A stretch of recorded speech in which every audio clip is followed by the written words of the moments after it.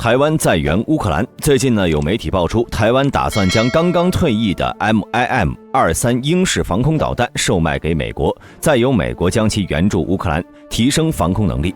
对于此事呢，不少网友纷纷发出疑问呢。台湾退役的这批英式防空导弹已经装备几十年了，在来到乌克兰之后呢，它是否还能发挥出应有的作用呢？咱们接着往下看。对于老旧武器是否有用这个问题，大兵个人的看法是，武器不分新旧，只要能够帮助乌克兰，那就是好武器。MIM-23英式防空导弹是美国雷神公司在20世纪50年代末期开始研制的一种中程地对空导弹，主要是用来对抗中低空飞行的飞机。台湾在上世纪60年代装备这款导弹，虽然这款导弹呢，它的出生地在美国，早已在1994年就被美国陆军用大名鼎鼎的爱国者给顶替了，但这并不意味着它的性能已经十分落后，不堪再战。反而因为美国雷神公司几十年中不断的改进，英式的性能提升很大，有的方面呢，甚至还超过了一些晚辈不少。比如英式的改进2型采用的大功率照射雷达是 AN-MPQ-57型，该雷达的连续波工作呢，在这波段可在方位、俯仰和距离变化率上自动截获、跟踪和照射目标，同时向导弹提供基准信号。而英式改进型的战斗部也从基本型的普通破片杀伤式改为了先进的连续杆杀伤战斗部，质量约75公斤。这种战斗部的特点呢，是采用了首尾连续的小钢柱杀伤体，当爆炸后可以形成一个不断扩大的圆圈覆盖目标，以获得较高的杀伤概率。到了1995年，台军开始进行了第3代改进型英式导弹的改装工作，对导引头和电子系统进行了改造。英式3防空导弹最大射程呢约45公里，部署中已作为独立火力单元。一个英式3防空导弹连包括了6部牵引式3联装发射车、1部搜索雷达和1部火控雷达。此前呢，台军约有13个英式3导弹连环岛部署，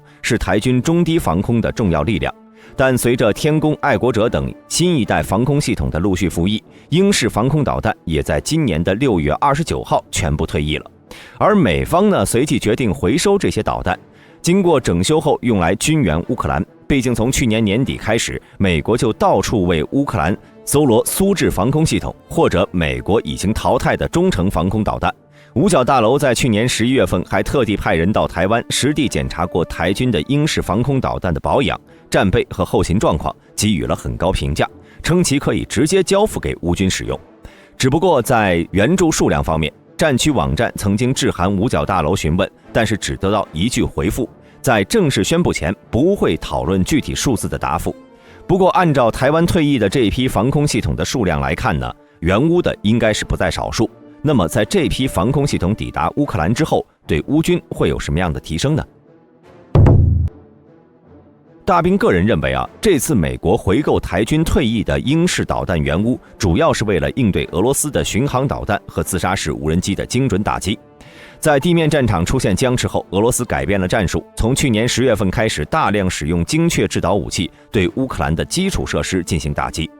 所用的武器呢，包括了空射巡航导弹和自杀式无人机。而且由于大部分无人机价格较为便宜，俄军在作战时经常集群发射，让乌军十分难受。为了应对俄军的空中攻势，乌军现役的 S-300和山毛榉系列防空导弹都出现了严重短缺的情况。乌军每天要发射数十枚防空导弹拦截俄罗斯战机、无人机、弹道导弹和巡航导弹。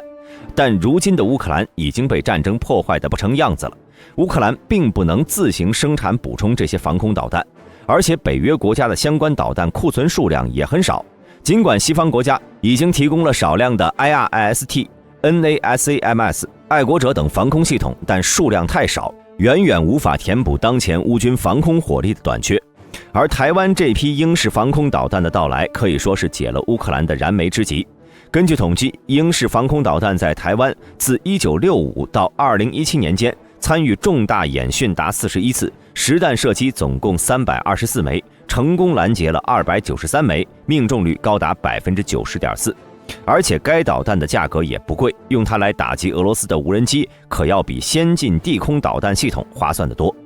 NASAMS 使用的拦截导弹为 AIM-120系列，单枚价格就高达上百万美元。并且备弹量还比较少，用来打击俄军的无人机是很亏的。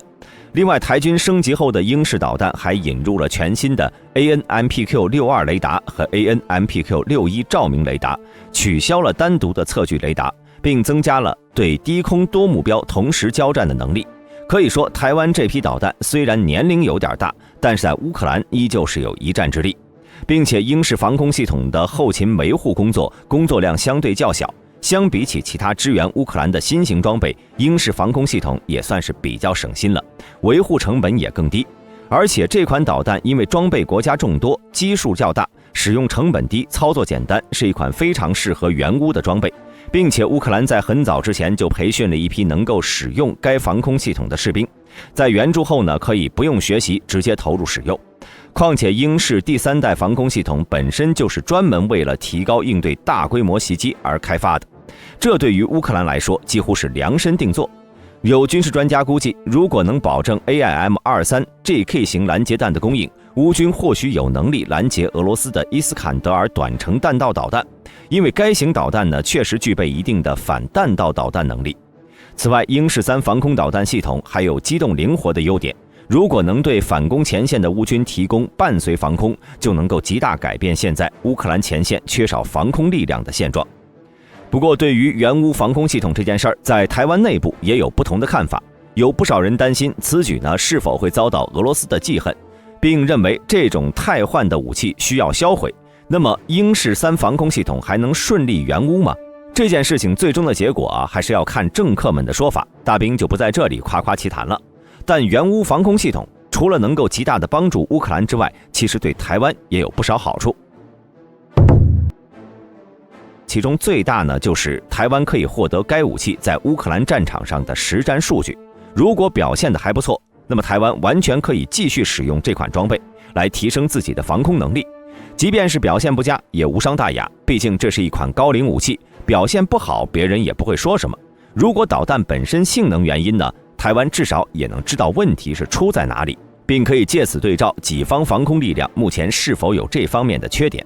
另外，对于是否会被俄罗斯记恨的担心呢，其实美国已经给出了解决办法，那就是让美国回购这批防空导弹，再交给乌克兰。毕竟东西卖出去之后，买家怎么用就和卖家无关了。而最后一点好处呢，就是台湾也不再需要去费时费力的销毁这批武器，省下了一笔开销。当然，即便是最后真的决定销毁，其实也未必需要搞得人尽皆知，毕竟世界那么大，总有一个地方适合销毁武器嘛。大家认为台湾最终是否会同意援助乌克兰呢？欢迎在下方评论区留言。喜欢本频道的朋友，请点击下方订阅按钮。我们下期再见。